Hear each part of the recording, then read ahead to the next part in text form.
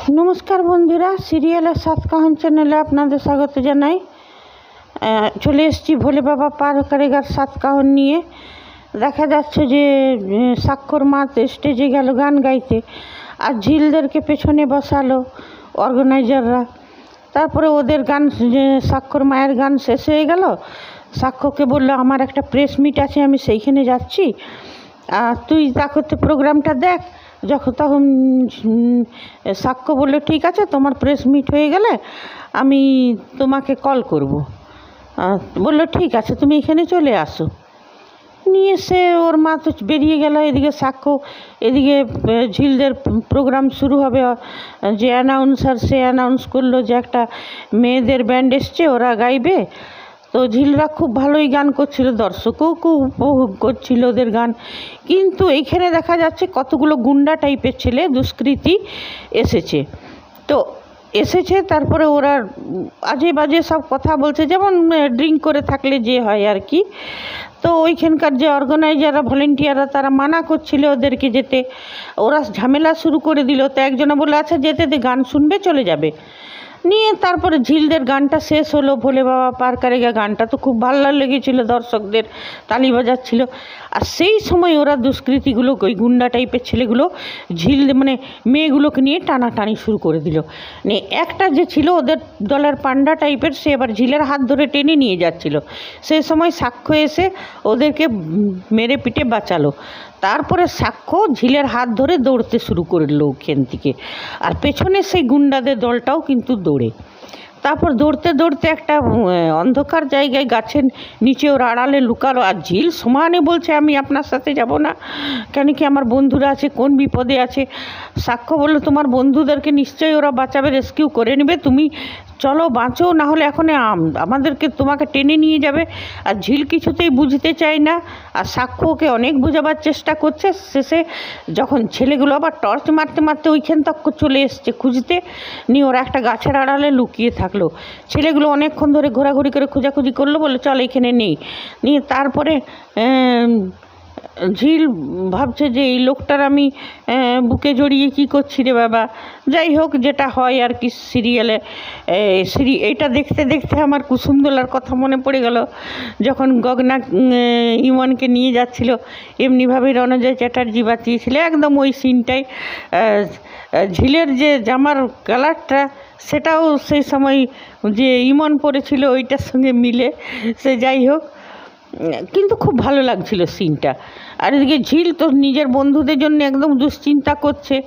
তারপরে আবার ছেলেগুলো চলে এলো, আবার ওরা গাছের আড়ালে লুকালো। নিয়ে এদিকে দুজনাতে বহস করছে। ও বলছে আমি বন্ধুদের, আর ফোনটা সাক্ষর ফোনটা হারিয়ে গেছে। আর সাক্ষর মা এদিকে দেখা যাচ্ছে সাক্ষর মা সমানে চেষ্টা করে যাচ্ছে ফোন করতে। আর ঝিলের বাবাও খুব চিন্তায় দুশ্চিন্তায় আছে যে আমার মেয়েটা আছে।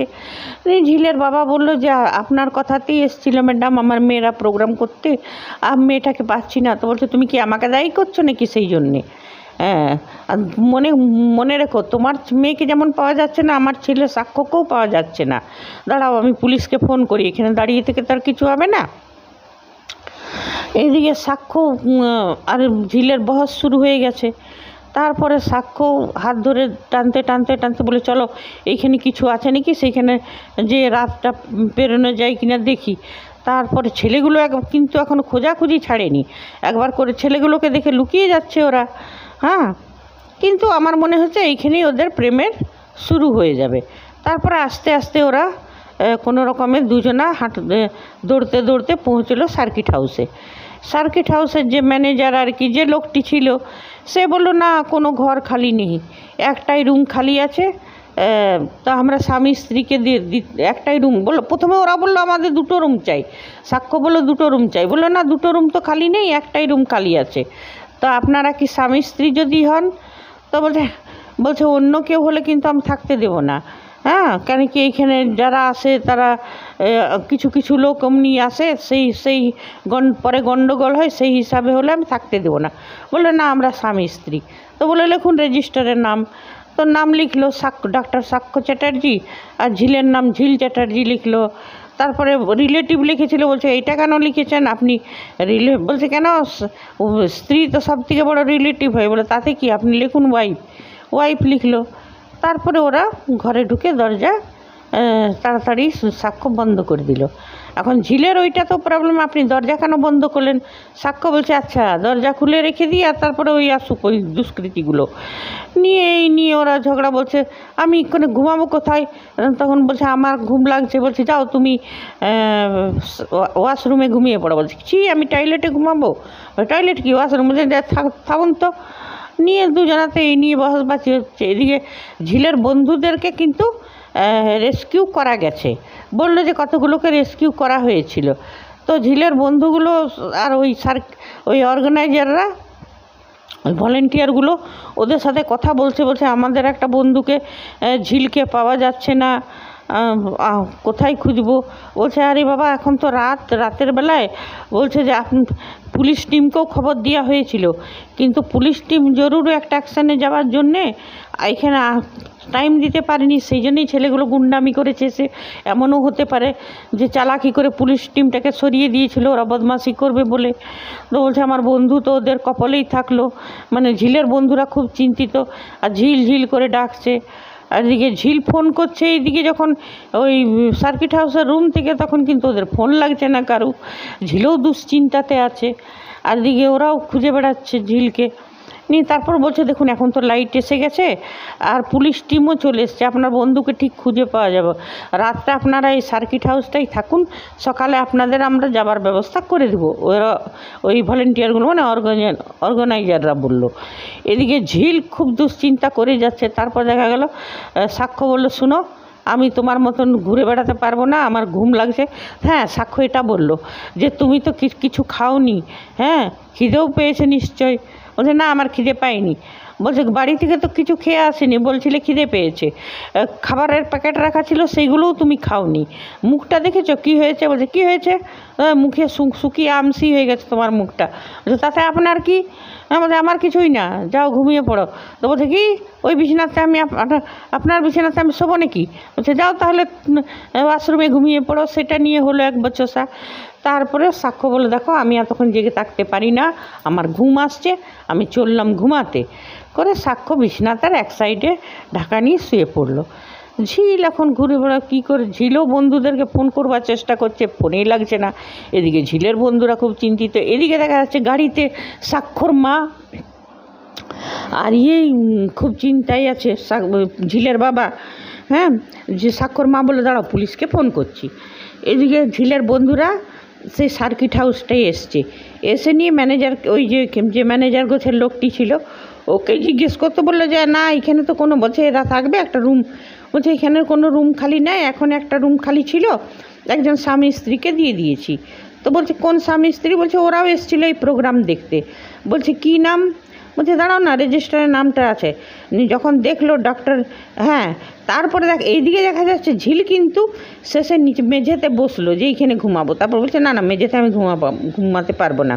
তারপর খাটের এক সাইডটা ফাঁকা ছিল, ওইখানেই ঝিল ঘুমিয়ে পড়লো। সারাদিন ক্লান্ত, একটা বেচারি খাই দেয়নি। যাই হোক সার্কিট হাউসে যখন ওরা পৌঁছলো, ওর বন্ধুরা আর ওই অর্গানাইজাররা, তারপর যখন দেখছে রেজিস্টার খাতাটা লেখা আছে ডাক্তার সাক্ষ্য চ্যাটার্জি, ঝিল চ্যাটার্জি। হ্যাঁ তো ওরাও তো অবাক বন্ধুগুলো। তারপর দরজা খটখট করলো। তারপরে দেখা যাচ্ছে যে ঝিল ঘুমিয়ে আছে আর সাক্ষ্য বসে আছে। তারপরে সাক্ষ্য বললো দাঁড়াও দরজা খুলছি। ঝিল বলছে না আপনাকে খুলতে হবে না, আমি খুলছি। খুললো। তারপর দেখা যাচ্ছে ওর বন্ধুরা এলো। তোরা অবশ্য এইখানে আমাদের দর্শকদের একটা কথা এমনিভাবে দেখালো, এবারে হয়তো ঝিলেরই দোষ পড়বে। আর তারপরে ঝিলের বন্ধুরা এমনিই একটা প্ল্যান বানিয়েছিল যে ওদেরকে একটা ঘরে ঢুকিয়ে বন্ধ করে দেব। হ্যাঁ এমনি একটা কিছু প্ল্যান বানিয়েছিল মানে সাক্ষ্যকে টাইট দিবার জন্যে। তো সেটা তো ওদের জন্যে, তো ওদের ক্ষেত্রে সাকসেস তো হয়েই গেল। কিন্তু হ্যাঁ এইখানে আমি বলবো যে লীনা গাঙ্গুলির সিরিয়ালে যেটা হয়, এই যে পুলিশ, এই যে যখন ওরা অর্গানাইজাররা জানতো এইখানে যখন ওরা প্রত্যেক বছর গানের প্রোগ্রাম করায়, এমনি বাইরে ভালো ভালো সেলিব্রিটিদেরকে ডাকা হয়, তাহলে আগের থেকে পুলিশের ব্যবস্থাটা কেন করে না? এখন যদি ওই ছেলেগুলো, ওই দুষ্কৃতী গুন্ডাগুলো যদি ঝিলের সাথে কিছু খারাপ একটা করে দিত, তখন কি করতো? হ্যাঁ, আর এটা কখনো হতে পারে পুলিশ অ্যাকশানে চলে গেলেও একদম এটাকে, আর গুন্ডাগুলোকে অতগুলো অর্গানাইজার মিলে গুন্ডাগুলোকে আটকাতে পারলো না। দর্শকগুলো কি করছিল? হ্যাঁ, লীনা গাঙ্গুলির সিরিয়ালের দর্শকগুলোকে খেড়া খাই তাকে, মেয়েগুলোকে নিয়ে টানাটানি করছে, একাই সাক্ষ্য গেল বাঁচাতে। দর্শকরা যদি সবাই মিলে উঠিনি ঝাঁপিয়ে পড়তো ছেলেগুলোর উপরে, ছেলেগুলো কোন দিকে চলে যেত? হ্যাঁ, এইখানে খামি দেখাচ্ছে। আর যারা অত বড় মানে যখন ওরা জানে প্রত্যেক বছর এই গুন্ডাগুলো এসে নিয়ে ওদের প্রোগ্রামে হাঙ্গামা করে, তখন ওরা আগের থেকে সেই এই জবরদস্ত মানে ভালো একটা জবরদস্ত ব্যবস্থা কেন নেয়নি? আর ঝিলের মা অত দূর থেকে এসেছে, ওরা কলকাতা থেকে মেদিনীপুরে এসেছে প্রোগ্রাম করতে মেয়েগুলোকে নিয়ে। আর যখন ওরা জানতো যে মেয়েদের একটা ব্যান্ড আসবে, তখন তো অর্গানাইজারদের উচিত ছিল এই সব আজগুবি লীনা গাঙ্গুলির সিরিয়ালেই দেখা যায়। প্রোগ্রাম তো সব জায়গাতেই হয়, আমরা শহরে যে থাকি সেখানেও প্রোগ্রাম হয়, সেখানেও দেখি যে যদি কোনো মেয়েদের নাচ গানের ব্যবস্থা থাকে তো সেখানে পুলিশ প্রোটেকশন খুব হেভি থাকে। হ্যাঁ, যাতে কেউ কিছু বদমাশিটা না করতে পারে। তো এখানে জানি না, এটা তো এলজি সিরিয়াল, তারপরে এইসব দেখাতেই হবে। এইবারে দেখা যাক বন্ধুরা, ও তো ঝিল তো আর ঝিলকে আর সাক্ষ্যকে তো একটা রুমে পাওয়া গেল। এইবারে ওর বন্ধুরা সেটা নিয়ে কী করে, অর্গানাইজাররা কী করে, আর পরে ওদের সম্পর্কটা কী হতে চলেছে, এই রাতের মধ্যে ওদের মনের মধ্যে একটা প্রেমের যে ফুল সেটা ফুটতে চলেছে কি না সেটাও দেখার বিষয়। আর যদি প্রেমের ফুল ফুটে আর সাক্ষর যদি ঝিলের প্রতি মনটা সফট হয়ে যায়, তখন সাক্ষর পরিবার কি করবে সেটাও দেখার। ঠিক আছে বন্ধুরা, আজকের এপিসোডটা দুর্দান্ত, সবাই দেখবেন, দারুণ ছিল এপিসোড। আগামীকাল আবার চলে আসবো ভোলে বাবা পার করেগা নিউ এপিসোডের সাতকাহন নিয়ে। বন্ধুরা, যদি আপনারা আমার বিচারের সাথে সহমত থাকেন তো কমেন্ট করবেন, না থাকেন তাও কমেন্ট করবেন। ধন্যবাদ, বাই। আর হ্যাঁ বন্ধুরা, এই সিরিয়ালের সাতকাহন নামে আমার একটা ফেসবুকেও পেজ আছে, ওইটাতে আমি পুরো এপিসোডগুলো দিয়ে দিই, মানে সিরিয়ালের পুরো এপিসোডটাই দিয়ে দিই। আপনারা চান তো ওই পেজে জয়েন করতে পারেন, ফলো করতে পারেন পেজটাকে। ধন্যবাদ, বাই।